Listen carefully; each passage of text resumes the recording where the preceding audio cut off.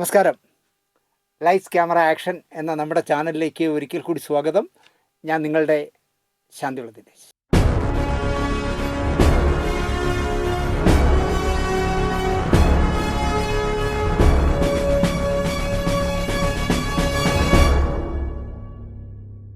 ഇന്ന് പറയുന്ന വിഷയം നമ്മൾ മുമ്പ് രണ്ട് എപ്പിസോഡ് ചെയ്തതാണ്.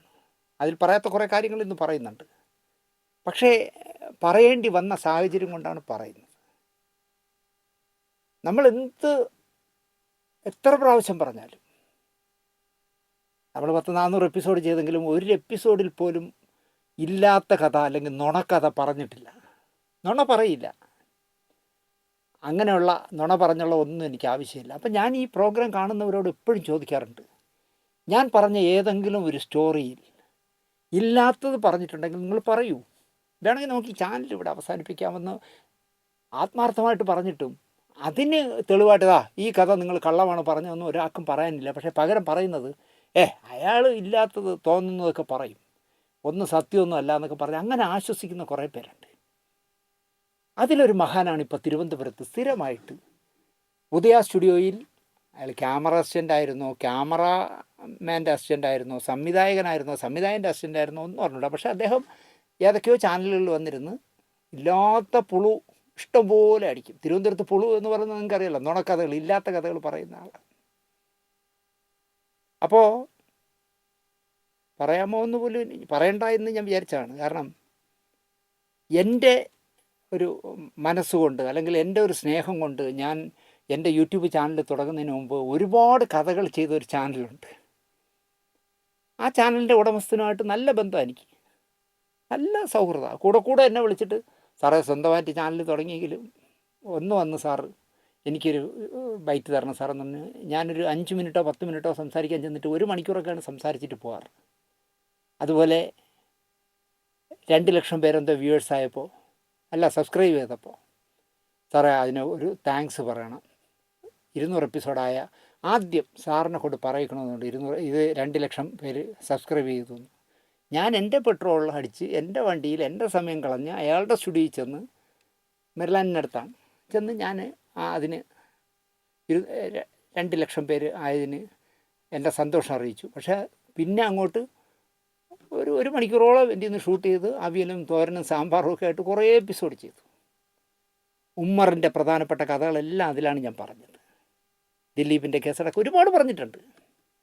രസം എന്താണെന്ന് ചോദിച്ചാൽ, ഞാൻ ആകപ്പാടെ അതും എന്നെ നേരിട്ട് കാണാൻ വന്നിരുന്നെങ്കിൽ ഞാൻ സമ്മതിക്കില്ലായിരുന്നു. എൻ്റെ അനുജൻ്റെ മകളുടെ ഒരു ചടങ്ങ് നടക്കുന്നിടത്ത് വീട് അന്വേഷിച്ച് പിടിച്ച് അവിടെ വന്ന് എനിക്കൊരു മുണ്ടും ഷർട്ടും കൊണ്ട് ഉണ്ട് എന്നുള്ളതല്ലാതെ ഞാൻ അയാളിൽ നിന്നൊന്നും വാങ്ങിയിട്ടില്ല. എനിക്കിഷ്ടമാണ് അയാളെ, കാരണം നല്ല കുസൃ തരങ്ങളുള്ള ഒരാളാണ്. അപ്പോൾ അയാൾ ഇപ്പോൾ ചെയ്യുന്ന ഒരു പരിപാടി എന്താണെന്ന് വെച്ചാൽ, എന്നെ തെറി വിളിക്കാൻ ഈ തിരുവനന്തപുരത്ത് ഞാൻ പറഞ്ഞില്ല ഒരു കലാകാരനുണ്ടെന്ന്, നസീർ സാറിനെ പോലെ പൊടി മീശയൊക്കെ വെച്ച് മലയാള സിനിമ മുഴുവൻ കണ്ടുപിടിച്ച് കുഞ്ചാക്കോയ്ക്ക് സംവിധാനം പഠിപ്പിച്ചു കൊടുത്തെന്ന് പറയുന്ന രീതിയിൽ ഞാനും കുഞ്ചാക്കോ മുതലാളിയും കൂടെയാണ് ആ സിനിമ ഷൂട്ട് ചെയ്തത്.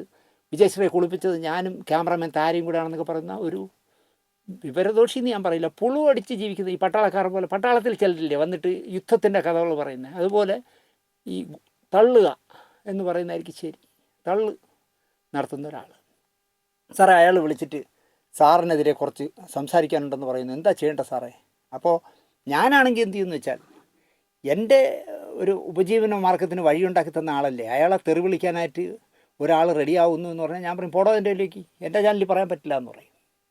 പക്ഷേ ഞാൻ അനിയനെ പോലെ സ്നേഹിച്ച ചങ്ങാതി ചെയ്തത്, എന്നെ വിളിച്ചെന്ന് ചോദിക്കുകയാണ്, സാറിനെ കുറച്ച് തെറി പറയണമെന്ന് അയാൾ പറയുന്നു, ഞാൻ എന്താ ചെയ്യേണ്ടത് സാർ? ഞാൻ വിളിച്ച് ഷൂട്ട് ചെയ്യൂ, അതിനെന്താ, നിങ്ങൾക്ക് നിങ്ങളുടെ ചാനലിൽ എന്തും ചെയ്യാനുള്ള അവകാശമില്ലേ? അപ്പോൾ ആ ചാനലിൽ ചെന്നിരുന്നാണ് ഇയാൾ ബെഡായി അടിക്കുന്നത്. അപ്പോൾ ബെഡായി അടിക്കുന്നതിനിടയിൽ അയാൾ എന്ത് ചെയ്യുന്നു വെച്ചാൽ, വേന്ദ്രനായതുകൊണ്ട് അയാൾ എൻ്റെ പേര് പറയില്ല, തിരുവനന്തപുരത്തുള്ള സിനിമ കണ്ടുപിടിച്ച എന്നൊക്കെ പറഞ്ഞ് എന്നെ അങ്ങനെയൊക്കെ പറയുള്ളൂ. അപ്പോൾ ഈ ചാനൽ സുഹൃത്ത് എടുത്തെടുത്ത് ചോദിക്കുന്നുണ്ട്, അല്ല പേര് പറയൂ, കാരണം പേരും കൂടെ പറഞ്ഞ് 4 തെറി എനിക്ക് വാങ്ങിച്ചു തരാൻ പറ്റുമെന്ന് അറിയാനായിരിക്കും. എനിക്കതൊന്നും ഒരു പ്രശ്നമൊന്നുമില്ല, പറയട്ടെ. അപ്പം പിന്നെ ഇയാൾ ചെയ്യുന്ന വേറൊരു പണി, പ്രോഗ്രാം വന്നു കഴിഞ്ഞാൽ പിന്നെ 2-3 ദിവസത്തേക്ക് നമ്മൾ ഫോൺ ചെയ്താൽ എടുക്കില്ല, എടുത്താലല്ലേ നമ്മൾ വല്ല പറയൂ, ഫോൺ എടുക്കില്ല. ഞാനതുകൊണ്ട് എന്ത് ചെയ്യുന്നറിയോ, അയാളെ എൻ്റെ 3 ഫോണിൽ നിന്നും നമ്പർ അങ്ങ് ബ്ലോക്ക് ചെയ്തു. കാരണം ഇനി അത് വേണ്ട, അങ്ങനെ ഒരു സൗഹൃദം വേണ്ടെന്ന് ബ്ലോക്ക് ചെയ്തു. അപ്പോൾ ഞാൻ ഈ പുളു അടിക്കുന്ന ഉദയ സ്റ്റുഡിയോയുടെ എല്ലാം കണ്ടെത്തിയ മഹാൻ്റെ ഡീറ്റെയിൽ അന്വേഷിച്ചപ്പോൾ ഇയാൾ തിരുവനന്തപുരത്ത് കോവളത്തിനടുത്താണ് താമസിക്കുന്നത്. ഞാൻ അവിടെയുള്ള ചിലരോട് ചോദിച്ചപ്പോൾ എന്നോട് പറഞ്ഞത്, സാറേ അയാൾ അടിക്കുന്ന ഇൻ്റർനാഷണൽ ഗുണ്ടുകൾ കേൾക്കാൻ വേണ്ടി ഞങ്ങൾ ഈ ചായക്കടയിലും കടയിലും ഒക്കെ ഇരുത്തി ഇയാളുടെ വാചകം അടിക്കും. അപ്പോൾ ഇയാൾ പലതും പറഞ്ഞിരുന്നു സാറേ. അതായത് ജയൻ ഹെലികോപ്റ്റർ അപകടം നടക്കുമ്പോൾ ശ്രീപെരുമ്പത്തൂരിൽ ഇയാൾ ഉണ്ടായിരുന്നു എന്നാണ് ഇയാൾ പറയുന്നത്. അതുപോലെ തന്നെ ശ്രീപെരുമ്പത്തൂരല്ല, ഷോളവാരപുരം എയർ സ്ട്രിപ്പിലാണല്ലോ അപകടം നടന്നത്. അവിടെ ഉണ്ടായിരുന്നു, ഞാൻ വർക്ക് ചെയ്തിരുന്നു. പിന്നെ എൻ്റെ മടിയിൽ, കാറിൽ എൻ്റെ മടി കിടന്നല്ലേ ജയ അവസാനത്തെ ശ്വാസം വലിച്ചത്. ഇങ്ങനെ ഗുണ്ടടിക്കുന്ന എൻ്റെ ആശാനാണ് ഞാൻ. കോളക്കത്തിൻ്റെ ആൾക്കാരുടെ ചോദിച്ചപ്പോൾ അങ്ങനെ ഒരാളെ ആ സെറ്റിലില്ല. അതുപോലെ ഏത് കാര്യങ്ങളും. അപ്പോൾ അയാൾ പറയുന്നത് സിനിമയുടെ സാങ്കേതിക വിദഗ്ധൻ എന്ന് അവകാശപ്പെടുന്ന തിരുവനന്തപുരത്തുള്ള ഒരു വലിയ ഒരുത്തനുണ്ടല്ലോ എന്നാണ് എന്നെപ്പറ്റി പറയുന്നത്. ഞാൻ ഇന്ന് വരെ, ഇപ്പോൾ കവിയും സംവിധായകനും തിരക്കഥാകൃത്തും നിർമ്മാതാവും ഒക്കെ അയാൾ പറഞ്ഞത്, മലയാളത്തിൽ നീ പണ്ഡിറ്റാണോ, നിന്നെക്കാളും മലയാളം എനിക്ക് അറിയാമെന്നാണ് പറഞ്ഞത്. ഞാൻ ഒരാളിനോടും ഞാൻ മലയാളം എനിക്ക് നന്നായിട്ട് അറിയാമെന്ന് പറഞ്ഞിട്ടില്ല. ഈ മഹാൻ പറയുന്നത് സിനിമയുടെ സാങ്കേതിക വിദഗ്ധൻ എന്ന് പറഞ്ഞ് അവകാശപ്പെട്ട് നടക്കുന്ന, ഞാൻ ഇന്ന് വരെ ഈ ചാനലിൽ എവിടെയെങ്കിലും നിങ്ങളോട് സിനിമയുടെ സാങ്കേതികത്വം മൊത്തം പഠിച്ച ഒരാളാണെന്ന് പറഞ്ഞിട്ടുണ്ടോ? ഞാൻ അങ്ങനത്തെ അല്പത്തരങ്ങൾ പറയുന്ന ആളല്ല. ഞാൻ എവിടെയെങ്കിലും എന്താ പറയുക, എന്തിനു പറയണം, എനിക്ക് സത്യം പറഞ്ഞാലേ മനസ്സിൽ നിന്ന് ഇങ്ങനെ ദേഷ്യം വരികയാണ്. എന്ത് ചെയ്യാൻ, നമ്മൾ ഒതുങ്ങി കഴിയാമെന്ന് വിചാരിച്ചാൽ നമ്മുടെ ചാനലിൻ്റെ വളർച്ചയാണെന്നുണ്ടെങ്കിൽ എനിക്ക് ദിവസവും ശത്രുക്കളുടെ എണ്ണം കൂടുകയാണ്. ഓരോ സ്റ്റോറി കഴിയുമ്പോഴും അതിൽ തന്നെ നമ്മൾ സ്റ്റോറി കാണുന്നവർ താഴെ എഴുതാറുണ്ട്, പുതിയൊരു കേസിനുള്ളൊരു കഥ കൂടെ ആയി, ഇയാളെ പറഞ്ഞോ, ശരി നാളെ തന്നെ നിങ്ങൾ വീണ്ടും അകത്താവും എന്നൊക്കെ പറഞ്ഞ് എനിക്ക് കമൻ്റ് ഇടാറുണ്ട്. ഞാൻ വളരെ സൂക്ഷിച്ചാണ് ചെയ്യുന്നത്. കാരണം 1,70,70,000 സബ്സ്ക്രൈബേഴ്സ് ഉണ്ടാക്കുക എന്നൊക്കെ പറഞ്ഞാൽ, അല്ലെങ്കിൽ എനിക്കിപ്പോൾ ജീവിക്കാനുള്ള സാമ്പത്തിക വരുമാനം കിട്ടുന്നു എന്ന് പറഞ്ഞാൽ നമ്മളത് സൂക്ഷിക്കണം. ഞാനങ്ങനെ സൂക്ഷിച്ചാൽ ചെയ്യാറ്. എന്നാലും ഞാനൊരു കഥ പറയുകയാണെങ്കിൽ ആ കഥയിൽ സത്യസന്ധമായി സംസാരിക്കും. ഇപ്പം തന്നെ ഒരു പ്രശസ്ത നിർമ്മാതാവിൻ്റെ തെമ്മാടിത്തരങ്ങളെക്കുറിച്ച് ഞാൻ ചെയ്ത സ്റ്റോറി വന്ന് എൻ്റെ 2-3 ദിവസം അദ്ദേഹത്തിൻ്റെ മരുമകൻ എന്ന് അവകാശപ്പെടുന്ന ഒരാളെന്നെ വിളിച്ചു. അയാൾ ആദ്യം വളരെ മിതത്വത്തോടെ സംസാരിച്ച് ഒരു ഘട്ടം കഴിഞ്ഞപ്പോൾ എൻ്റെ കാലിന് 2 അടിച്ചൊടിക്കൂ എന്നൊക്കെ പറഞ്ഞിരിക്കുന്നത്. അപ്പോൾ എനിക്ക് മനസ്സിലായി ഈ പറഞ്ഞ തെമ്മാടിയായ അമ്മാവനേക്കാളും വൃത്തികെട്ടവനാണ് മരുമകൻ. ആലോചിച്ച് നോക്കി. ഞാൻ പറഞ്ഞു, കാലിനെ അടിച്ചൊടിച്ചു വിടരുത്, തട്ടിക്കളയണം. എൻ്റെ ശരീരത്തിൽ ജീവൻ്റെ അല്പമെങ്കിലും തുടുപ്പ് ബാക്കിയുണ്ടെങ്കിൽ താൻ കാല് അടിച്ചൊടിക്കുന്നല്ലേ പറഞ്ഞു, ഞാൻ കാലിനെ വെട്ടിക്കളയും. എന്ത് ചെയ്യാൻ പറ്റും നിങ്ങൾ ആലോചിച്ച് നോക്കി. നമുക്കൊന്നും സത്യസന്ധമായി ഒരു കാര്യവും പറയരുതെന്നാണ് പറഞ്ഞത്. അതായത് അയാൾ ചോദിക്കുന്നത് മരിച്ച ആളെ കുറിച്ച് മോശമായിട്ട് പറയാമോ എന്നാണ് ചോദിക്കുന്നത്. മരിച്ച ആളുകളെ കുറിച്ചായാലും മോശം ചെയ്താൽ, ഇപ്പോൾ ദിനേശ് ഒരു തെമ്മാടിയാണെങ്കിൽ ദിനേശ് തെമ്മാടി എന്ന് മരിച്ചാലും പറയണ്ടേ? ഇപ്പോൾ നമ്മുടെ കേരളത്തിൻ്റെ മുഖ്യമന്ത്രിയായിരുന്ന പ്രിയപ്പെട്ട കെ കരുണാകരൻ എൻ്റെ വലയം എന്ന് പറഞ്ഞ സീരിയൽ കണ്ട് അവസാന എപ്പിസോഡ് വരെ ഉറക്കമൊഴിഞ്ഞ് ഉച്ചയ്ക്ക് ഉറങ്ങാതെ ഉറക്കമൊഴിഞ്ഞിരുന്ന് കണ്ട കെ കരുണാകരൻ. പക്ഷേ അദ്ദേഹം മരിച്ചു എന്ന് കരുതി, അല്ലെങ്കിൽ നെടുമ്പാശ്ശേരി വിമാനത്താവളം അടക്കം ഒരുപാട് നല്ല കാര്യങ്ങൾ ചെയ്തു എന്ന് കരുതി എനിക്ക് രാജനെയോ ഈശ്വരവാര്യരെയോ മറക്കാൻ കഴിയുമോ? എനിക്ക് കഴിയില്ല. ഇപ്പോൾ കേരളത്തിൻ്റെ മുഖ്യമന്ത്രിയായിരുന്ന സി അച്യുതമേനോൻ സഖാവ് ഒരു കറപ്ഷനും ഇല്ലാതെ മുഖ്യമന്ത്രി സ്ഥാനം ഒഴിഞ്ഞ ശേഷം ബസ്സിൽ കയറി നാട്ടിൽ പോയ ആളാണ്. അല്ലെങ്കിൽ മുൻ മുഖ്യമന്ത്രിയുടെ ഭാരമൊന്നുമില്ലാതെ തൃശ്ശൂരിൽ തേക്കങ്കാട് മൈതാനത്ത് വൈകുന്നേരങ്ങളിൽ സായാഹ്ന സവാരിക്കും വെടി പറഞ്ഞിരിക്കാനും ഒക്കെ വന്നിരുന്ന സഖാവാണ് അച്യുതമേനോൻ. എന്ന് കരുതി കൂടെ പഠിച്ച ഈശ്വരവാര്യർ ചെന്ന് എൻ്റെ മകനെ പോലീസ് പിടിച്ചുകൊണ്ട് പോയിട്ട് കാണാനില്ല എന്ന് പറഞ്ഞാൽ തൻ്റെ മോനെ അന്വേഷിക്കലാണോ എൻ്റെ ജോലി എന്ന് ചോദിച്ചാൽ അച്യുതമേനോനെ എനിക്ക് മറക്കാൻ കഴിയില്ല. അതുപോലെയാണ് ഈ പറയുന്ന എന്താ പറയുക, ഒരു നിർമ്മാതാവ് മദ്രാസിൽ കാണിക്കാൻ പാടില്ലാത്ത എന്തെല്ലാം പോക്കൃത്തരം കാണിച്ചോ അതിൻ്റെ 100 കണക്കിന് കഥകളുള്ളതിൽ മാന്യമായ 3 കഥയെ ഞാൻ പറഞ്ഞുള്ളൂ. 100 കണക്കിന് കഥ എൻ്റെ കയ്യിലുണ്ട്, തെളിവ് സഹിതം. അതിൽ മാന്യമായ 3 കഥ, മാന്യമായാണ് ഞാൻ പറഞ്ഞത്. അദ്ദേഹം ചെയ്ത നല്ല സിനിമകളെക്കുറിച്ച് പറഞ്ഞു ഒക്കെ ചെയ്തിട്ടും ഈ മരുമകൻ എന്ന് പറഞ്ഞാൽ അദ്ദേഹത്തെക്കാളും ബോർണായ മരുമകനാണ്, അല്ലെങ്കിൽ അയാൾ ആവശ്യം കൊണ്ടാണ് ഇങ്ങനെ പറഞ്ഞതെന്ന് എനിക്കറിയില്ല. എന്നോട് പറയാം, നിൻ്റെ കാലിനെ ഞാൻ അടിച്ചൊടിക്കും. ഇങ്ങനെ നമ്മുടെ ഓരോ സ്റ്റോറി വരുമ്പോഴും ശത്രുക്കളുടെ എണ്ണം കൂടിക്കൊണ്ടിരിക്കുമ്പോഴാണ് ഈ പറയുന്ന പുളുവൻ കോവളത്തിരുന്നിട്ട് എന്നെപ്പറ്റി തെറി പറയാനായിട്ട് ഒരു ചാനലിൽ വിളിക്കുക. ആ ചാനലുടമ എന്നെ വിളിച്ചിട്ട്, സാറേ അത് ഇൻ്റർവ്യൂ എടുക്കട്ടോ സാറേ, ഞാൻ എടുക്കണ്ടെന്ന് പറയുമോ? അല്ലെങ്കിൽ ഞാൻ എടുക്കണ്ട എന്ന് പറഞ്ഞാൽ അയാൾ എടുക്കാതിരിക്കുമോ? ചുമ്മാ നമ്മളെ പറ്റിക്കുന്നതാണ്. അപ്പോൾ അങ്ങനെ വന്നതുകൊണ്ടാണ് സത്യം പറഞ്ഞാൽ ഇന്ന് വീണ്ടും ഞാൻ വിജയശ്രീയെക്കുറിച്ച് സംസാരിക്കേണ്ടി വരുന്നത്. അതായത് എന്തൊക്കെ പറയാൻ പാടില്ലയോ അതൊക്കെയാണ് അയാൾ പറയുന്നത് അതിലിരുന്ന്. എന്നിട്ട് ഈ ചാനൽ ഉടമ പേര് പറയുന്നു, പേര് ഞാൻ പറയുന്നില്ല, അത് ഇങ്ങനെ പേര് പറഞ്ഞാൽ പല പ്രശ്നങ്ങളും ഉണ്ടാവും എന്നൊക്കെയാണ് പുള്ളി പറയുന്നത്. ഒരു പ്രശ്നം ഉണ്ടാവില്ല. ദിനേശ് എന്ന് പറഞ്ഞോ, ആ ദിനേശ് ശാന്തിയുള്ള ദിനേശിനാണ് ഞാൻ പറയുന്നതെന്ന് പറഞ്ഞോളൂ, എനിക്ക് പ്രശ്നമൊന്നുമില്ല, പറയൂ. പുളുവൻ പേര് പറഞ്ഞെന്ന് പറഞ്ഞാൽ എൻ്റെ എന്താ റേഷൻ കാർഡ് കട്ട് ചെയ്യും. വിജയശ്രീയുടെ കുളിസീൻ അഭിനയിപ്പിച്ചാണ് എടുത്തതെന്ന് വിഷ്വൽ സെൻസുള്ള ആർക്കും മനസ്സിലാകും എന്നാണ് അദ്ദേഹം പറയുന്നത്. മന്ദബുദ്ധികൾക്ക് മനസ്സിലാവില്ല. അതായത് എനിക്ക് മനസ്സിലായില്ല വിജയശ്രീയെ സീനിൻ്റെ ഭാഗമായി കുളിപ്പിച്ചതാണെന്നുള്ളത് എനിക്ക് മനസ്സിലായില്ല എന്നാണ് അദ്ദേഹം പറയുന്നത്. അദ്ദേഹം ഒന്നുമില്ലെങ്കിൽ മനസ്സിലാക്കിൻ്റെ ഈ പൊട്ടനോട് എനിക്ക് ചോദിക്കാനുള്ളത്, ഇപ്പോൾ വിജയശ്രീ താമസിക്കുന്ന ഹോട്ടലിൽ അല്ലെങ്കിൽ ഉദയ കൊടുക്കുന്ന കോട്ടേജിൽ അവരുടെ ബാത്റൂമിൽ അവർ കുളിച്ചുകൊണ്ടിരിക്കുമ്പോൾ ഷൂട്ട് ചെയ്താലല്ലേ അത് അവരറിയാതെ ഷൂട്ട് ചെയ്തതാവും. ഇത് വാഴച്ചാൽ പോലുള്ള വെള്ളച്ചാട്ടത്തിൽ അവർ കുളിക്കുന്ന വളരെ സന്തോഷവതിയായി ചിരിച്ചുകൊണ്ട് കുളിക്കുന്ന സീൻ അഭിനയിച്ചത് ആ പടത്തിലെ സീനിൽ ഗോവിന്ദൻകുട്ടി എഴുതി വെച്ചതാണെന്നോ അല്ലെങ്കിൽ സംവിധായകൻ പറഞ്ഞ നിർദ്ദേശങ്ങളിലാണോ അവർ അഭിനയിച്ചതെന്നും നമുക്ക് സംശയമൊന്നുമില്ല. പക്ഷേ പുള്ളി പറയുന്നത് വിഷ്വൽ സെൻസുള്ള ആർക്കും മനസ്സിലാവും, മന്ദബുദ്ധികൾക്ക് മനസ്സിലാവില്ല എന്നാണ്. ഇതിൽ മന്ദബുദ്ധിത്തനം അല്ല ഇയാൾ ഉദയ സ്റ്റുഡിയോയുടെ എല്ലാം ഞാനായിരുന്നു എന്നൊരു ബോധ്യം വരുത്താൻ വേണ്ടി ചെയ്യുന്ന പണിയാണ് ഈ കള്ളം പറച്ചിൽ. ഞാൻ കള്ളം പറയില്ല, ഒളിച്ചു നിന്ന് ചിത്രീകരിച്ചു എന്നല്ല ഈ പുളവും പറയും പോലെ ഞാൻ പറഞ്ഞത്. അങ്ങനെ ഒളിച്ചു നിന്നൊന്നും വിജയശ്രീ കുളിക്കുന്ന ഷൂട്ടിനെ ഇങ്ങനെ വാഴച്ചാൽ വെള്ളച്ചാട്ടത്തിൽ ഇല്ല. ഞാൻ പറഞ്ഞത് അങ്ങനെയല്ല. അവർക്ക് നന്നായി മുണ്ടെടുക്കാൻ അറിയില്ല.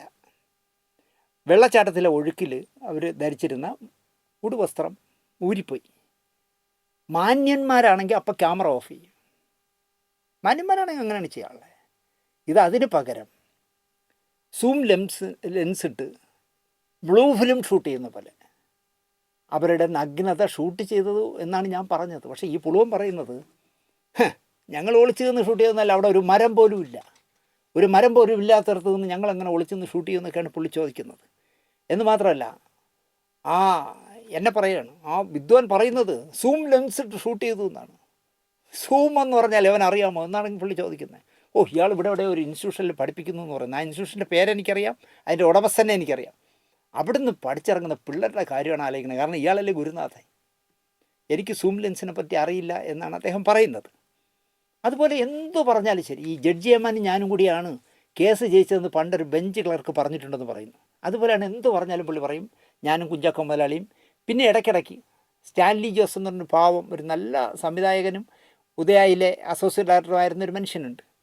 ഞാനും സ്റ്റാൻലി ജോസും ക്യാമറാമാൻ താരയും നൃത്ത സംവിധായകൻ പാർത്ഥസാരഥിയും കൂടി ഷൂട്ട് ചെയ്തു എന്നാണ്. ഇയാൾ ക്ലാപ്പ് കാണിക്കാനോ വല്ലതും കൊണ്ടുപോയതാണോ എന്ന് എനിക്കറിയില്ല, കൊണ്ടുപോയിട്ടുണ്ടോയെന്നും എനിക്കറിയില്ല. അല്ലെങ്കിൽ ക്യാമറ അസിസ്റ്റൻ്റ് ആയിരിക്കും. അതിൽ ക്യാമറ അസിസ്റ്റൻ്റ് എന്ന് പറയുന്നത് എന്തോ നാണം കെട്ട പണി എന്നാണ് പുള്ളി പറയണത്. ഞാനങ്ങനെ പറയില്ല.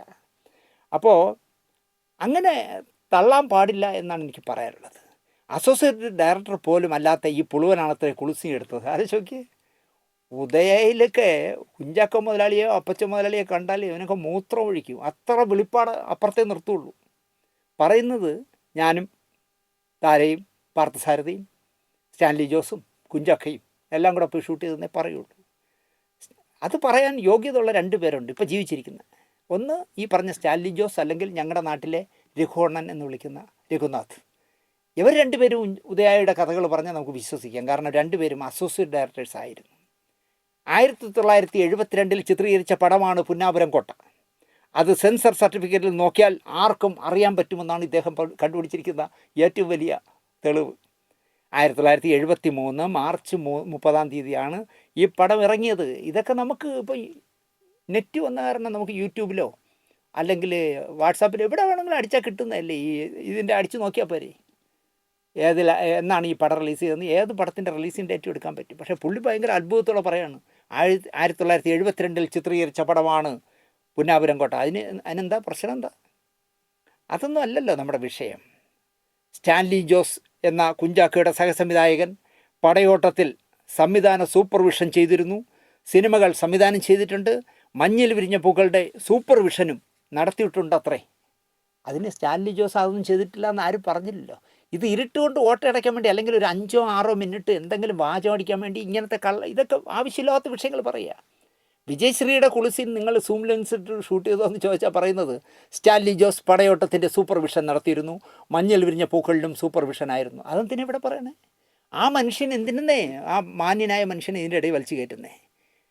അതാണ് പ്രശ്നം. മഹാനായ പുളുവനോട് എനിക്ക് പറയാനുള്ളത്, സ്റ്റാൻലി ജോസിനെ പോലുള്ള മാന്യന്മാരെ വിടൂ. അവരെ നിങ്ങളിങ്ങനത്തെ യൂട്യൂബുകളിൽ കൊണ്ടിരുത്തി ആവശ്യമില്ലാതെ അദ്ദേഹം അറിയാതെ അദ്ദേഹത്തെ പറ്റി പറഞ്ഞ് നമ്മുടെ കേസ് പറയാൻ വേണ്ടി ജഡ്ജി അമ്മാനും ഞാനും കൂടെയാണ് കേസ് ജയിച്ചതെന്ന് പറഞ്ഞതുപോലെ ഞാനും സ്റ്റാൻലി ജോസും കൂടെ എന്ന് വേണ്ട, അദ്ദേഹത്തെ വിടൂ. അദ്ദേഹം ഒരു മാന്യനല്ലേ, അങ്ങ് വിട്ടേക്കൂ. വിജയശ്രീയുടെ മുഖത്തെ എക്സ്പ്രഷൻസ് കണ്ടാൽ അറിയാം ഇത് ചിത്രീകരിച്ചതാണെന്ന്.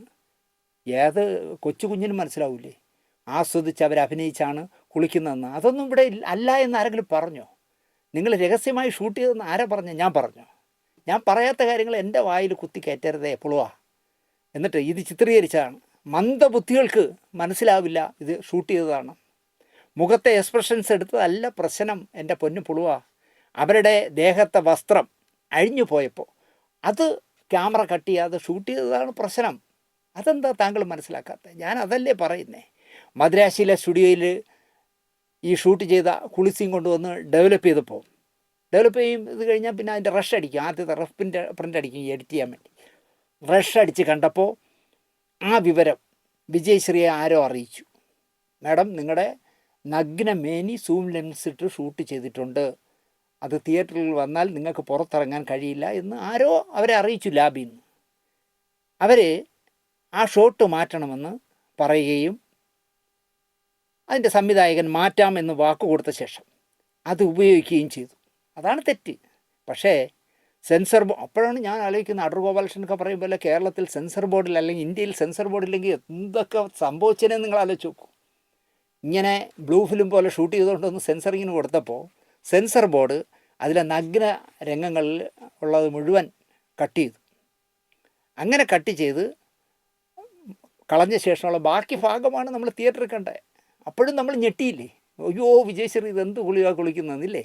അപ്പോൾ സെൻസർ ചെയ്യാത്ത അല്ലെങ്കിൽ ആ കട്ട് ചെയ്ത് കളഞ്ഞ ഭാഗം കൂടി 380 അടി കൂടെ ഉണ്ടായിരുന്നെങ്കിൽ എന്താവുമായിരുന്നു വിജയശ്രീയുടെ അവസ്ഥ എന്ന് നിങ്ങൾ ആലോചിച്ചു.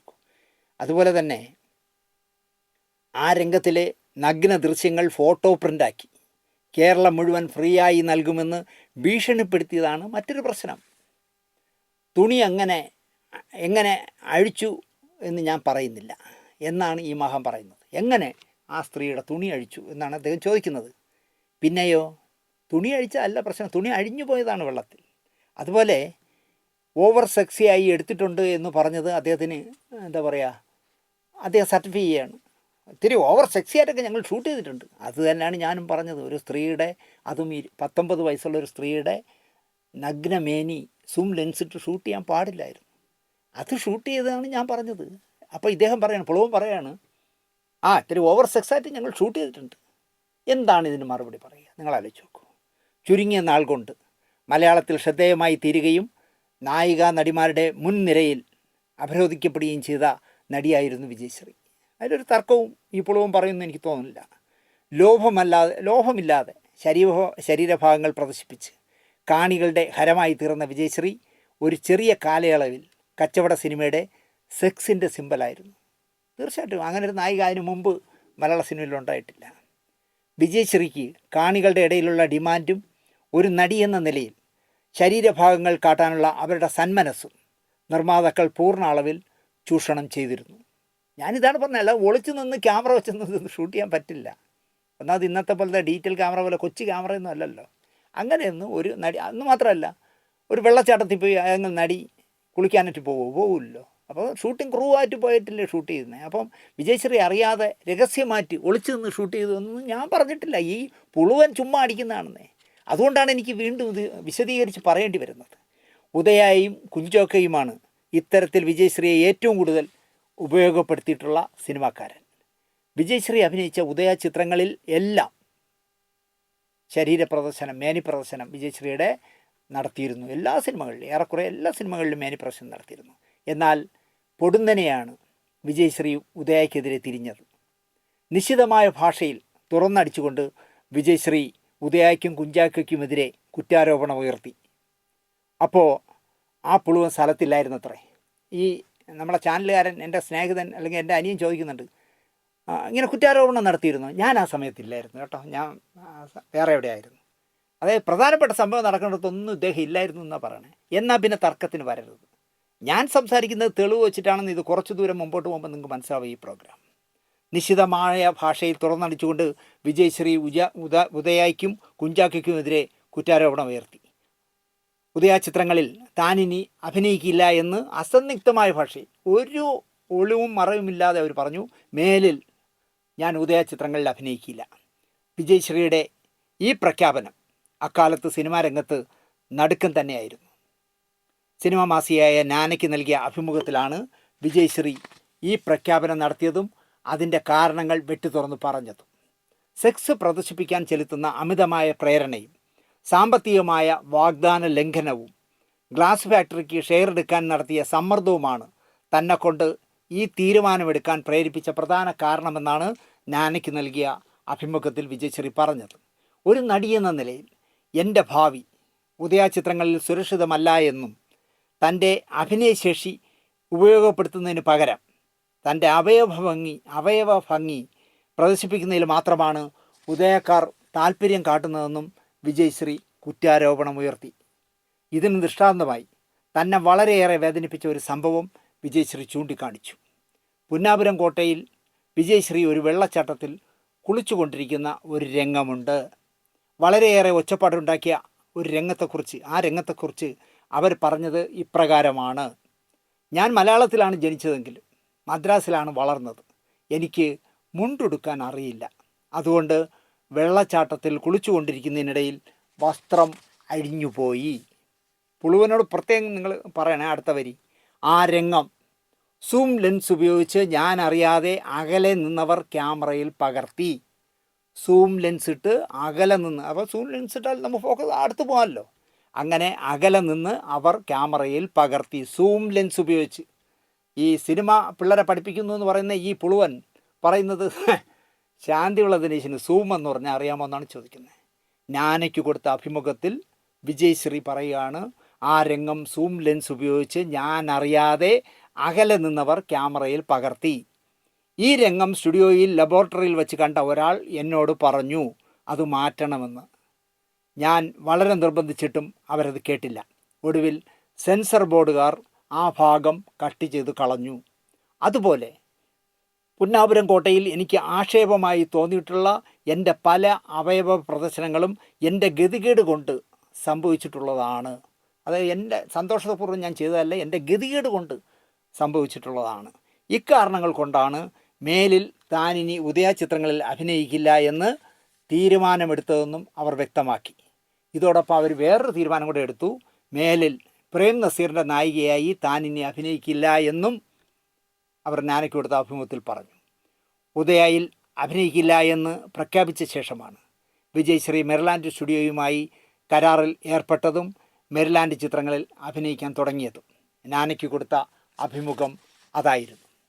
ഉദയയ്ക്കെതിരെ നാനയിൽ വന്ന അഭിമുഖ സംഭാഷണത്തിലൂടെ വിജയശ്രീ മുഴക്കിയ കുറ്റാരോപണം ശരിയല്ല എന്നും തങ്ങൾക്കത് അപകീർത്തികരമാണ് എന്നും ചൂണ്ടിക്കാണിച്ചുകൊണ്ട് ഉദയ സ്റ്റുഡിയോ വിജയശ്രീക്കും നാനയ്ക്കുമെതിരെ മാനനഷ്ട കേസ് ഫയൽ ചെയ്തു. ശ്രദ്ധിക്കണം, ഞാനിത് തെളിവില്ലാതെ പറയുന്നതല്ല, മാനനഷ്ട കേസ് ഫയൽ ചെയ്തു. വിജയശ്രീ ആയിരുന്നു ഒന്നാം പ്രതി. Nana managing editor, chief editor, printer and publisher അവരായിരുന്നു 2, 3, 4 പ്രതികൾ. ആലപ്പുഴ ജില്ലാ മജിസ്ട്രേറ്റ് കോടതിയിലായിരുന്നു കേസ് ഫയൽ ചെയ്തത്. ഉദയയ്ക്ക് വേണ്ടി MC പുന്നൂസ്, എത്ര പേർക്ക് അറിയാമെന്ന് എനിക്കറിയില്ല. MC പുന്നൂസ് എന്ന് പറഞ്ഞാൽ ഉദയ കുഞ്ചാക്കോ മുതലാളിയുടെ അനുജൻ അപ്പച്ചൻ, നവോദയ അപ്പച്ചൻ, അദ്ദേഹമാണ് കേസ് ഫയൽ ചെയ്തത്. ഇനിയാണ് രസം. Prem Nazir, KP Ummer, cameraman Ayyappan, KP Hariharan, KR Prabhakaran എന്നിവരായിരുന്നു സാക്ഷികളായി ഉദയ ചേർത്തിരുന്നത്. ഇവിടെ എങ്ങും ഈ പുളുവനൊന്നും ഇല്ലേ, ക്യാമറാമാനും ഒന്നുമില്ല, സ്റ്റാൻലി ജോസ് പോലും ഇല്ല, രഘുവണ്ണനും ഇല്ല. അപ്പോൾ പിന്നെ ഈ പുളുവൻ്റെ പേര് വരുമല്ലോ. Prem Nazir, KP Ummer, cameraman Ayyappan, KP Hariharan, KR Prabhakaran എന്നിവരായിരുന്നു സാക്ഷികളായി ചേർത്തിരുന്നത്. എന്നാൽ 31/12/1973 വിജയശ്രീയും വാദി MC പുന്നൂസും ഹാജരാക്കിയ ഒരു സംയുക്ത സ്റ്റേറ്റ്മെൻറ്റിൽ അതിൻ്റെ അടിസ്ഥാനത്തിൽ വിജയശ്രീയെ കേസിൽ നിന്നും ഒഴിവാക്കി. കാരണം അവരെ ആലപ്പുഴയിൽ വിളിച്ചു വരുത്തിയിട്ട് പറഞ്ഞു, നിങ്ങൾക്ക് ഒരുപാട് ഭാവിയുള്ളതാണ്, കേസായാൽ പ്രശ്നമാകും, നിങ്ങൾ ആലപ്പുഴയിൽ വന്ന് ഇങ്ങനെ ദിവസവും കോടതിയിൽ കയറി ഇറങ്ങേണ്ടി വരും, നിങ്ങളെ ഞങ്ങൾ ഒഴിവാക്കാം, പക്ഷേ ഞങ്ങൾ പറയുന്നത് പോലെ ഒരു സ്റ്റേറ്റ്മെൻറ്റ് ഒപ്പിട്ട് തരണം. ഒരു വെള്ള പേപ്പർ കൊടുത്തിട്ട് പറഞ്ഞാൽ അതിൽ ഒപ്പിട്ട് തരാൻ പറഞ്ഞു. അവർ ഒപ്പിട്ട് കൊടുത്തു. അതാണ് അവർക്ക് പറ്റിയ, ജീവിതത്തിൽ പറ്റിയ ഏറ്റവും വലിയ ചതി. കേസിനാസ്പദമായി പറയുന്ന കാര്യങ്ങൾ താൻ പറഞ്ഞതല്ല എന്നും ഇങ്ങനെ സംഭവിച്ചതിൽ തനിക്ക് ഖേദമുണ്ടെന്നും വിജയശ്രീ പ്രസ്താവിച്ചു എന്ന് പറഞ്ഞാണ് അവരെ കേസിൽ നിന്ന് ഒഴിവാക്കിയിട്ട് ഒപ്പിട്ട് വാങ്ങിച്ചിട്ട് മോളിൽ ഇങ്ങനെ അടിച്ചു. ഞാനിങ്ങനെ പറഞ്ഞിട്ടേ ഇല്ല. തിരുവനന്തപുരം എയർപോർട്ടിൽ വെച്ചാണ് അവർ അഭിമുഖം കൊടുത്തത്.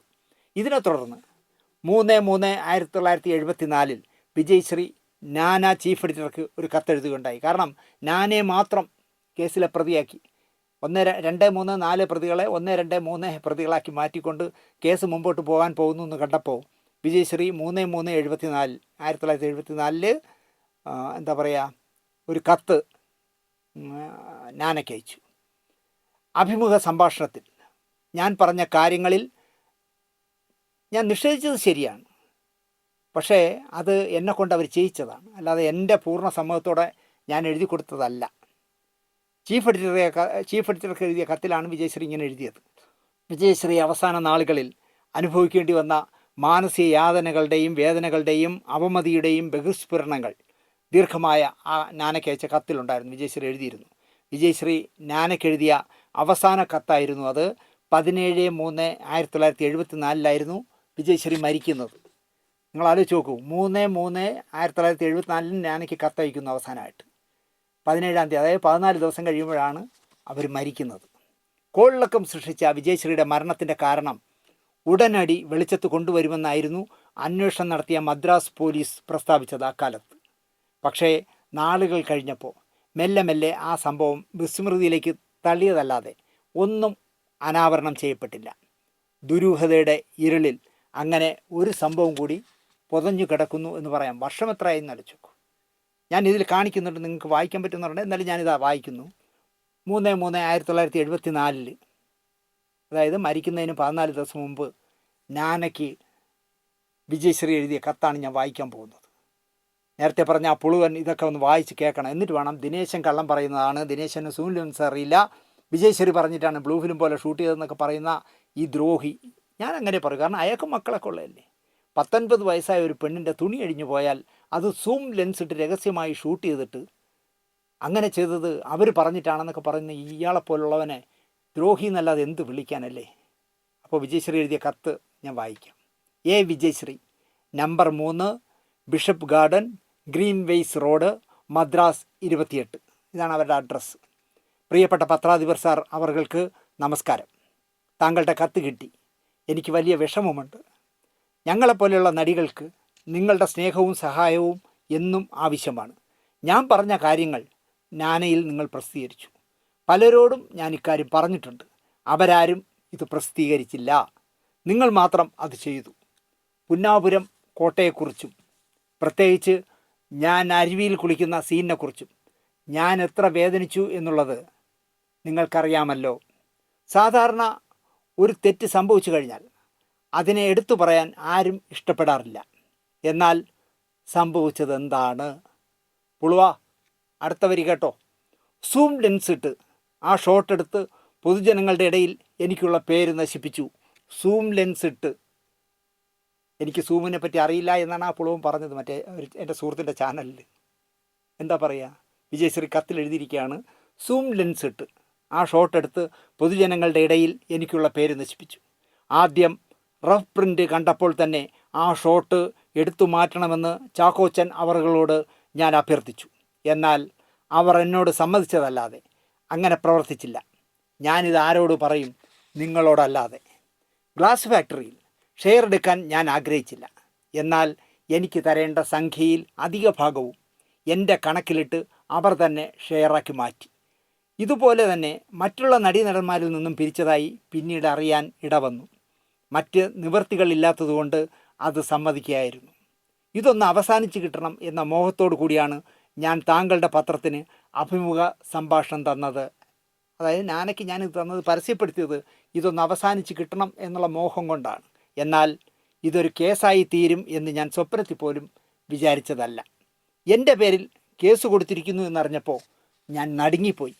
കാരണം കേസ് നടക്കുന്ന സ്ഥലം ആലപ്പുഴയാണ്. കാരണം ആലപ്പുഴയിൽ അക്കാലത്ത് കൊലയും നടത്താൻ കഴിയുന്ന പ്രാപ്തിയുള്ളവരാണ് ഈ സ്റ്റുഡിയോ ഉടമസ്ഥർ.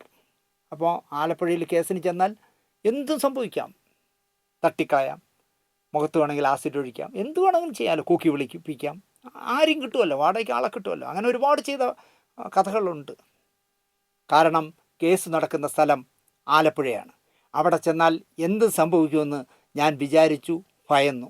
ചിലർ എന്നെ പേടിപ്പിക്കുകയും ചെയ്തു. എങ്ങനെയെങ്കിലും ഈ കേസിൽ നിന്ന് ഒന്ന് വിട്ടുകിട്ടിയാൽ മതിയെന്നായി എനിക്ക്.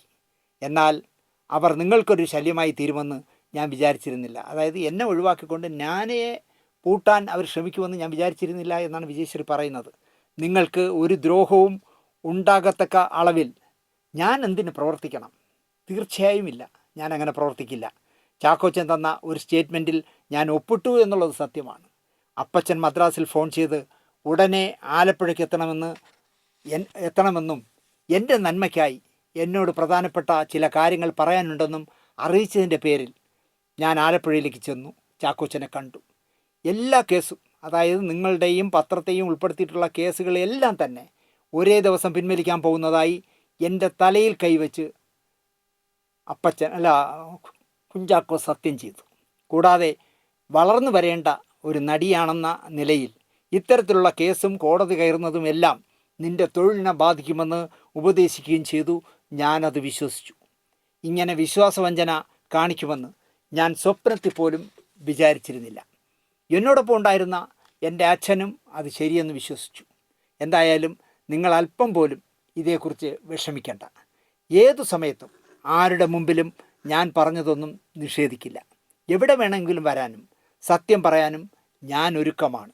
ദയവ് ചെയ്ത് താങ്കൾ എന്നെ തെറ്റിദ്ധരിക്കരുതെന്ന് ഞാൻ വീണ്ടും അപേക്ഷിക്കുന്നു എന്ന് സ്നേഹപൂർവ്വം എ.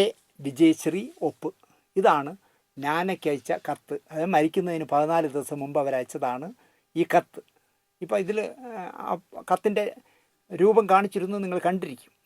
വിജയശ്രീയുടെ മരണം ആത്മഹത്യ ആണെന്നും അല്ല എന്നും സ്ഥാപിക്കാൻ ഉപോദ്ബലകമായ വിധത്തിൽ ഒട്ടേറെ കഥകൾ മദിരാശിയിലും കേരളത്തിലും ഒരുപോലെ അക്കാലത്ത് പ്രചരിക്കപ്പെട്ടിരുന്നു. ചലച്ചിത്ര രംഗത്തും സിനിമാ പ്രസിദ്ധീകരണങ്ങളിലും എല്ലാം ഇത്തരം കഥകൾ ഏറെക്കാലം ഒരു ചൂടുള്ള വാർത്ത തന്നെയായിരുന്നു. ഊഹാപോഹങ്ങളും കിംവദന്തികളും നിഗമനങ്ങളുമെല്ലാം എണ്ണമറ്റ വിധം അക്കാലത്ത് പ്രചരിച്ചിരുന്നു. പക്ഷേ കാര്യകാരണങ്ങളിലേക്ക് ഊളിയിട്ടിറങ്ങാനോ വ്യക്തമായൊരു ചിത്രം നൽകാനോ ഈ ഊഹാപോഹങ്ങൾക്കോ അന്വേഷണം നടത്തിയ പോലീസിനോ കഴിഞ്ഞിട്ടില്ല. വിജയശ്രീയെ ഒരു ഡോക്ടറെ കൊണ്ട് വിവാഹം കഴിക്കാൻ അവരുടെ മാതാപിതാക്കളും ബന്ധുക്കളും തീരുമാനിച്ചിരുന്നു എന്നും, എന്നാൽ ആ വിവാഹത്തിൽ തീരെ മനസ്സില്ലാത്ത വിജയശ്രീ എതിർത്തുവെന്നും, ഒടുവിൽ വീട്ടുകാരുടെ സമ്മർദ്ദം സഹിക്കവയ്യാതായപ്പോൾ ആത്മഹത്യ ചെയ്തു എന്നായിരുന്നു ഒരു കഥ. അവരെ ഒരു അമേരിക്കയിലുള്ള ഒരു ഡോക്ടറെ കൊണ്ട് കല്യാണം കഴിക്കാൻ തീരുമാനിക്കുന്നു. വിജയശ്രീ നിഷേധിക്കുന്നു. എനിക്ക് പറ്റില്ല, അയാളെ എനിക്ക് വേണ്ട എന്ന് പറയുന്നു. അങ്ങനെ മാനസിക സംഘർഷം ഉണ്ടായപ്പോൾ സഹിക്കവയ്യാതെ അവർ ആത്മഹത്യ ചെയ്തതാണ് എന്നാണ് ഒരു കഥ. അടുത്തത്, മരിക്കുന്ന അവസരത്തിൽ വിജയശ്രീക്ക് ചിത്രങ്ങൾ പൊതുവെ കുറവായിരുന്നു. സ്റ്റുഡിയോ ഉടമയായ പഴക്കം ചെന്ന സംവിധായക നിർമ്മാതാവുമായുള്ള ഉരസൽ ആയിരുന്നു അത്രേ ഈ അവസരങ്ങൾ കുറയാനുള്ള കാരണം.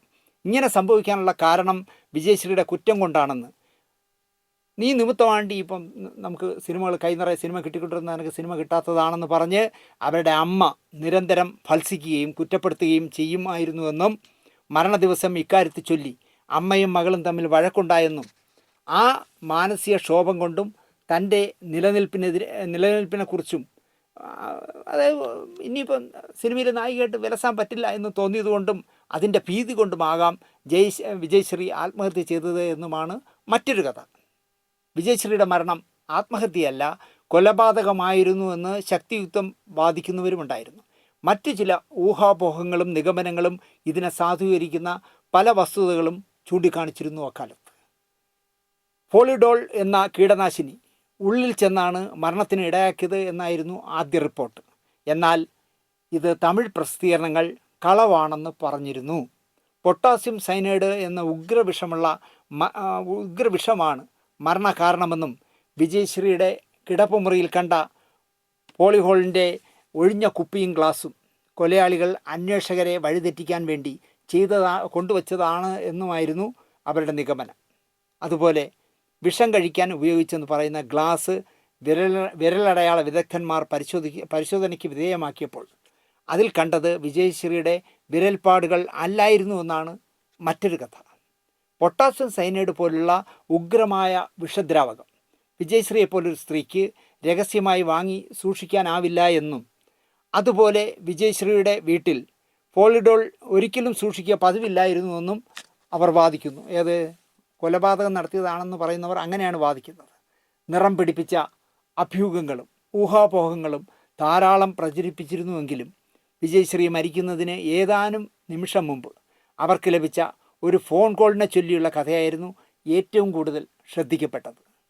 ടെലിഫോണിൽ ലഭിച്ച അജ്ഞാതനായ ആരുടെയോ ഭീഷണിയാണത്രേ സ്വന്തം ജീവനെടുക്കാൻ വിജയശ്രീയെ പ്രേരിപ്പിച്ചത്. ടെലിഫോൺ ഭീഷണി ലഭിക്കും വരെ വിജയശ്രീ സാധാരണ പോലെ ഉല്ലാസവതിയായിരുന്നുവെന്ന് വീട്ടിലുണ്ടായിരുന്നവരെല്ലാം അന്ന് പോലീസിന് മൊഴി കൊടുത്തു. കുടുംബസുഹൃത്തായ കാസിം സേട്ടിൻ്റെ കുട്ടികളെ കളിപ്പിച്ചും രസിച്ചുമിരുന്ന അവസരത്തിലായിരുന്നു ഫോൺ ബെൽ മുഴങ്ങിയത്. ഫോൺ അറ്റൻഡ് ചെയ്ത ശേഷം അവരുടെ ഭാവം പെട്ടെന്ന് മാറിയത്രേ. മുഖം കറുത്തിരുളുകയും ആഹ്ലാദഭാവം പൊലിയുകയും ചെയ്തു. അതിനുശേഷം ആരോടും ഒന്നും പറയാതെ പൂജാമുറിയിലേക്ക് പോവുകയും അല്പം കഴിഞ്ഞ് മുകളിലെ കിടപ്പുമുറിയിലേക്ക് പോവുകയും ചെയ്തു. പിന്നീട് കേട്ടത് ഛർദ്ദിക്കുന്ന ബഹളമായിരുന്നു. ടെലിഫോണിൽ വിളിച്ച അജ്ഞാതൻ ആരാണെന്നോ വിജയശ്രീയെ ആത്മഹത്യയ്ക്ക് പ്രേരിപ്പിക്കും വിധം ഭീഷണി മുഴക്കിയത് ആരാണെന്നോ വ്യക്തമായി ആർക്കും അറിയില്ല. വർഷം 10-40 കഴിഞ്ഞിട്ട് ഇപ്പോഴും ആർക്കും അറിയില്ല. പക്ഷേ അതേക്കുറിച്ച് പല അഭ്യൂഹങ്ങൾ പരന്നിരുന്നു. മെരിലാൻഡിൻ്റെ ചിത്രങ്ങളിൽ അഭിനയിക്കുന്നതിനെതിരെ താക്കീത് നൽകിക്കൊണ്ടുള്ള ഭീഷണിയായിരുന്നു അത്രേ ടെലഫോണിൽ വന്നത്. വിജയശ്രീ മരണമടയുന്ന സമയത്ത് അവർ മെരിലാൻഡിൻ്റെ വണ്ടിക്കാരി എന്ന ചിത്രത്തിൽ അഭിനയിച്ചുകൊണ്ടിരിക്കുകയായിരുന്നു. ആ ചിത്രത്തിൻ്റെ ഷൂട്ടിങ്ങിൽ തുടർന്ന് പങ്കെടുക്കാൻ ഞായറാഴ്ചയാണ് മരിക്കുന്നത്. ബുധനാഴ്ച തിരുവനന്തപുരത്തേക്ക് പോകുവാൻ തീരുമാനിക്കുകയായിരുന്നു. ഞായറാഴ്ചയാണ് വിജയശ്രീയുടെ മരണം. വിജയശ്രീയും അച്ഛനും വേണ്ടി വിമാനത്തിൽ സീറ്റുകൾ ബുക്ക് ചെയ്തിരുന്നു. മെരിലാൻഡിൽ നിന്ന് വിളിച്ച് സീറ്റ് ബുക്ക് ചെയ്തിരുന്നു. വിജയശ്രീ മരണമടയുന്ന ഞായറാഴ്ച മെരിലാൻഡ് ഉടമ പി സുബ്രഹ്മണ്യം മദ്രാസിലുണ്ടായിരുന്നു. ആ ദിവസം വിജയശ്രീ കുടുംബസുഹൃത്തായ കാസിം സേട്ടും ഭാര്യയും മക്കളുമൊത്ത് സുബ്രഹ്മണ്യത്തിൻ്റെ മദ്രാസിലുള്ള വസതിയിൽ പോയി കാണുകയും ഉച്ചഭക്ഷണം എല്ലാവരും അവിടെ നിന്ന് കഴിക്കുകയും ചെയ്തു. 4 മണിവരെ സുബ്രഹ്മണ്യവുമൊത്ത് പല കാര്യങ്ങൾ പറഞ്ഞിരുന്നു. അതുവരെ അവർ ഉല്ലാസവതിയായിരുന്നുവെന്ന് സുബ്രഹ്മണ്യവും മറ്റുള്ളവരും അക്കാലത്ത് പോലീസിന് മൊഴി കൊടുത്തിട്ടുണ്ട്. പോകുന്നതിന് മുമ്പ് ബാങ്കിലിരിക്കുന്ന തൻ്റെ കുറേ സ്വർണ്ണാഭരണങ്ങൾ എടുക്കാൻ 7000 രൂപ അഡ്വാൻസായി കിട്ടിയാൽ കൊള്ളാമെന്ന് വിജയശ്രീ പറയുകയും സന്തോഷപൂർവ്വം പി സുബ്രഹ്മണ്യം 7000 രൂപ നൽകുകയും ചെയ്തു. മെരിലാൻഡ് ചിത്രങ്ങളിൽ അഭിനയിക്കരുതെന്ന ടെലിഫോണിലൂടെയുള്ള താക്കീത് നൽകുകയും ഭീഷണിപ്പെടുത്തുകയും ചെയ്തത് ആരാകാം? മലയാളത്തിലെ പഴക്കം ചെന്ന സ്റ്റുഡിയോ ഉടമയായ സംവിധായക നിർമ്മാതാവോ അദ്ദേഹത്തിൻ്റെ ശിങ്കിടികളോ ആവാം ഈ ഫോൺ വിളി ഭീഷണിയിൽ എന്നാണ് അക്കാലത്ത് പറഞ്ഞു കേട്ടത്. മെരിലാൻഡിൻ്റെ വണ്ടിക്കാരിയിൽ അഭിനയിക്കാൻ പോകരുതെന്നും അതനുസരിച്ചില്ല എങ്കിൽ നശിപ്പിച്ച് കളയുമെന്നുമായിരുന്നത്രേ ഭീഷണി മുഴക്കിയത്. വിജയശ്രീ ഒതുങ്ങാതെ പോയപ്പോൾ നിൻ്റെ ലക്ഷക്കണക്കിന് നഗ്ന ഫോട്ടോകൾ കേരളത്തിലാകമാനം വിതരണം ചെയ്ത് ജീവിതം നശിപ്പിക്കും എന്നു മാത്രമല്ല, വേണമെങ്കിൽ നിന്നെ തന്നെ തീർത്ത് കളയുമെന്ന് അസഭ്യം നിർലോഭം കലർത്തി ഭീഷണിപ്പെടുത്തി ഒരു പ്രബലൻ പറഞ്ഞാൽ ആരും തുണയില്ലാത്തൊരു പെണ്ണ് പേടിച്ചു പോകും. ഇപ്പോൾ ഞാൻ പറഞ്ഞല്ലോ, ആരായാലും പേടിക്കും. ഇപ്പം തന്നെ ഞാൻ നേരത്തെ പറഞ്ഞൊരു കഥയില്ലേ, ഞാനൊരു നല്ല സിനിമകളൊക്കെ എടുത്തിരുന്ന ഒരു നിർമ്മാതാവിൻ്റെ 3 കൊള്ളരുതായ്മയുള്ള കഥ പറഞ്ഞപ്പോൾ അദ്ദേഹത്തിൻ്റെ മരുമകൻ എന്ന് പറയുന്ന ആൾ, എനിക്ക് പരിചയമുള്ള ആളാണ്, പക്ഷേ അദ്ദേഹത്തിൻ്റെ മരുമകനാണെന്ന് എനിക്കറിയില്ലായിരുന്നു. അദ്ദേഹം എന്നെ വിളിച്ച് വളരെ കൂളായിട്ട് പറയാം, നിൻ്റെ കാലിനെ അടിച്ചൊടിച്ചോളയാം. നിങ്ങൾ ആലോചിച്ച് നമ്മുടെ കേരളത്തിൽ കൈബലമുള്ളവൻ കാര്യക്കാരനെന്ന് പറയുന്ന പോലെ തെളിവ് സഹിതമാണ്. അദ്ദേഹം എന്നോട് ചോദിച്ചാൽ ഞാൻ തെളിവ് കൊടുക്കാം. ഈ 3 വിഷയത്തിൻ്റെ ഈ തെളിവ് എന്തിലുണ്ട്. പക്ഷെ അദ്ദേഹം പറയുന്നത്, നീ എൻ്റെ ഫാദറിനെക്കുറിച്ച് പറഞ്ഞാൽ നിൻ്റെ കാലിനെ അടിച്ചൊടിച്ചോളയും എന്നാണ് പറയുന്നത്. എന്ത് ചെയ്യാൻ പറ്റും? അപ്പോൾ എന്നെപ്പോലെ ചെറുതല്ലാത്ത ചങ്കൂറ്റമുള്ള എന്നോട് ഇങ്ങനെ പറയാമെങ്കിൽ ഒരു നിസ്സഹായ ഒരു പെണ്ണിനെ വിളിച്ച് ഭീഷണിപ്പെടുത്തിയാൽ അവൾ വരണ്ടു പോകുമെന്നുള്ള കാര്യം ഉറപ്പാണ്. ഭീഷണി മുഴക്കിയ ആളിൻ്റെ സ്വഭാവവും സ്വാധീനവും നല്ലപോലെ അറിയാമായിരുന്നതുകൊണ്ട് അയാൾ മുഴക്കിയ ഭീഷണി അപ്പാടെ നടപ്പിലാക്കുമെന്ന് വിജയശ്രീക്ക് ഉത്തമ ബോധ്യം ഉണ്ടായിരുന്നിരിക്കാം. രക്ഷപ്പെടാനുള്ള ഏക മാർഗം ആത്മഹത്യയാണെന്ന് അവർ തീരുമാനിക്കുകയും ചെയ്തതാകാം. ഈ മാനസിക വിഭ്രാന്തിയാകാം വിജയശ്രീയെ ആത്മഹത്യ ചെയ്യാൻ പ്രേരിപ്പിച്ചത് എന്ന് നമുക്ക് ചിന്തിക്കാം. കോമൺ സെൻസുള്ള ആർക്കും ചിന്തിക്കാം. ഈ മാനസിക സംഘർഷമായിരിക്കും. ഒരു കൊച്ചു പെണ്ണല്ലേ, ഫോണിൽ വിളിച്ചിട്ട് നീ പോകുമല്ലേടി, നീ ഇന്ന് സുബ്രഹ്മണ്യത്തിൻ്റെ ഇന്ന് 7,000 രൂപ അഡ്വാൻസ് വാങ്ങിച്ചല്ലേ അടുത്ത പടത്തിന്, നീ പോയി ചെയ്യണം, ഞാൻ കാണിച്ചു തരാം, നീ ചെയ് നോക്കട്ടെ, നിനക്കറിയാമല്ലോ എന്നെ എന്ന് ചിലപ്പോൾ ഭീഷണിപ്പെടുത്തിയാൽ ആരായാലും പേടിച്ചു പോകും. എന്നാൽ ഇനി അതിനൊന്നും നിൽക്കണ്ട, അച്ഛനോടും അമ്മയോടും ഒന്നും പറയാൻ നിൽക്കണ്ട, നമ്മളങ്ങ് തീർന്നാൽ പോരെ എന്ന് 21 വയസ്സുകാരിക്ക് തോന്നിയിരിക്കാം. ഞാൻ ഈ എപ്പിസോഡ് സത്യത്തിൽ ചെയ്യില്ലായിരുന്നു. പക്ഷേ ഈ ഞാൻ പറഞ്ഞില്ലേ കോവളത്തുള്ള ആ പുളുവൻ, അയാൾ ഈ മെറിലാൻഡ് അല്ല ഉദയായിൽ ഞാനും കുഞ്ചാക്ക് മുതലാളിയും കൂടി ഒന്നാമത് ഈ മുതലാളി ഇപ്പോഴും വിളിക്കുന്നത് എന്തോ എനിക്കൊരു അരോചകമായിട്ടാണ് തോന്നാറ്. ഇപ്പം തന്നെ കണ്ടില്ല ഇവിടെ തിരുവനന്തപുരത്ത് മഹാറാണി, മഹാരാജാവ്. ഏത് മഹാരാജാവ് ഈ ജനാധിപത്യ കാലത്ത്? ഏത് മഹാറാണി? പുതിയ പുതിയ തലമുറകളെ വിളിക്കുന്നു. ഞാൻ ഭയഭക്തി ബഹുമാനത്തോടെ എന്താ പറയുക കണ്ട് കൊതി തീരാത്ത ആളായിരുന്നു ചിത്തിരിരുന്നാൾ മഹാരാജാവ്. അദ്ദേഹം മഹാരാജാവായിരുന്നു. അദ്ദേഹം ഭൂമിക്ക് പോലും വേദനിക്കാതെ ബെൻസ് കാറിൽ, ഇളനീല നിറമുള്ള ബെൻസ് കാറിൽ പത്മനാഭസ്വാമി ക്ഷേത്രത്തിലേക്ക് പോകുന്ന ഒരു ദിവസം യാദൃച്ഛ്യമായിട്ട് ഞാൻ രാവിലെ കണ്ടു. ഞാൻ അറിയാതെ അവിടെ നിന്നുപോയി ആ കാഴ്ച കണ്ട്. കാരണം ആ കാറിലിരുന്ന് അദ്ദേഹത്തിൻ്റെ പഴയ പ്രജകളെ നോക്കി തൊഴുന്നവൻ, നമ്മളൊക്കെ പുതിയ ആളല്ലേ, അദ്ദേഹം രാജാവിൻ്റെ പട്ടമൊക്കെ ഊരി വെച്ച ശേഷം ജനിച്ചവനാണെങ്കിൽ പോലും ഞാൻ അദ്ദേഹത്തെ നോക്കി തൊഴുതു. അദ്ദേഹം മഹാരാജാവായിരുന്നു. പക്ഷേ ഇന്നത്തെ തലമുറ എങ്ങനെയാണ് മഹാറാണിയും മഹാരാജാവും ആകുന്നത്? പക്ഷേ ചിലർക്ക് അങ്ങനെ വിളിക്കുന്നതാണ് ഇഷ്ടം. എന്ന് പറഞ്ഞതുപോലെ മുതലാളിയും എന്ന് ഇപ്പോഴും ഇപ്പോഴും പറയുന്നുണ്ട്. ഞാനും മുതലാളിയും കൂടെയാണ് ഷൂട്ട് ചെയ്തത് ബ്ലൂവിലും. എന്ത് ചെയ്യാൻ പറ്റും? എന്തായാലും ഇതുകൊണ്ട് ഞാൻ ഈ സ്റ്റോറി അവസാനിപ്പിക്കുന്നില്ല. അടുത്ത ഒരു ലക്കം കൂടി വിജയശ്രീയുടെ തന്നെ പറയുന്നു. അത് പോസ്റ്റ്മാനെ കാണാനില്ല എന്ന് പറഞ്ഞ സിനിമയിലെ എന്താ പറയുക ക്രൂരമായ ബലാത്സംഗം ഷൂട്ട് ചെയ്തതിനെക്കുറിച്ചാണ്. അതിനും ഈ മഹാൻ പറയുന്നുണ്ട്, ആ ബലാത്സംഗം ഷൂട്ട് ചെയ്യുന്ന ഫ്ലോറിനകത്ത് പുറത്തുനിന്ന് ഷൂട്ടിംഗ് കാണാൻ വരുന്ന ഒരാളെയും നിർത്തിയില്ല. ഞാനൊക്കെ നിന്ന് ആണ് ബലാത്സംഗം ഷൂട്ട് ചെയ്തത്. കാരണം ക്ലാപ്പൊക്കെ കൊടുക്കണ്ടേ, ക്ലാപ്പും ഒരു പുല്ലും കൊടുക്കണ്ടെന്ന് ഒറ്റ ടേക്കിൽ എടുക്കുകയാണ്.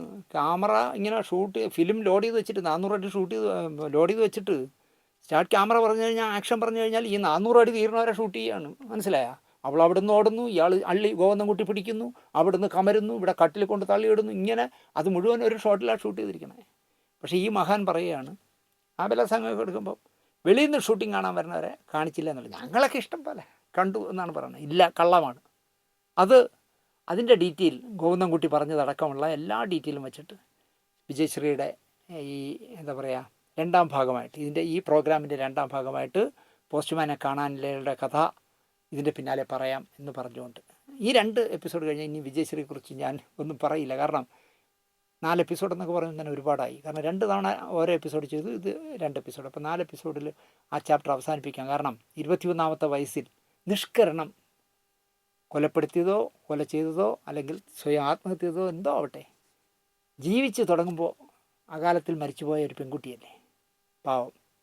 അതുകൊണ്ട് തന്നെ വിജയശ്രീയുടെ കഥ പോസ്റ്റ്മാനെ കാണാനിലെ പ്രശസ്തമായ ബലാത്സംഗ കഥയോടുകൂടി അവസാനിപ്പിക്കാം എന്ന് പറഞ്ഞുകൊണ്ട് ഇനിയും ഇതിനെ വിമർശിച്ചുകൊണ്ട് ഈ പുളുവൻ എൻ്റെ സുഹൃത്തിൻ്റെ ചാനലിൽ ചെന്നിരുന്ന്, ഞാൻ വളർത്തിയെടുത്ത ആ ചാനലിൽ ചെന്നിരുന്ന് ഇനിയും എന്നെ തെറി പറയട്ടെ എന്ന് മാത്രം പറഞ്ഞുകൊണ്ട് ഈ എപ്പിസോഡ് ഇവിടെ, അല്ലെങ്കിൽ ഈ നാനയിൽ വന്ന ഈ കത്ത് വിജയശ്രീയുടെ അല്ല എന്നായാലും തെളിയിക്കട്ടെ. എൻ്റെ എന്തായാലും പ്രിൻ്റ് ചെയ്ത കത്തിരിപ്പുണ്ട്. ഞാൻ തെളിവില്ലാതെ ഒന്നും പറയില്ല.